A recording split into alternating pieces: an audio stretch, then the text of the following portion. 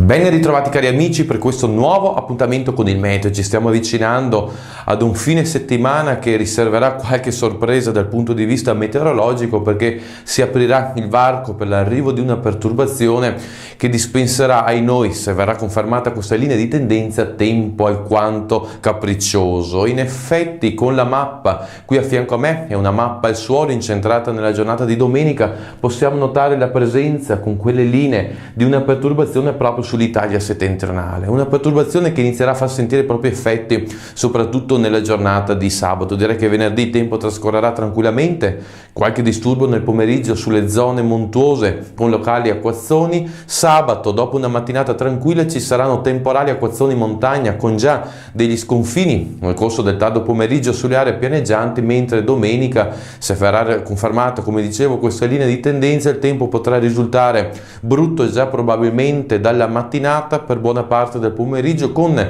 precipitazioni localmente anche abbondanti, specialmente sui settori più settentrionali pedemontani e quelli orientali del Veneto, con temperature che saranno in lieve calo. Tempo ancora incerto probabilmente nei pomeriggi di lunedì e martedì, e probabilmente ne usciremo fuori con il ritorno del tempo più stabile a partire da mercoledì. Per ora è tutto, ci sentiamo nel prossimo appuntamento.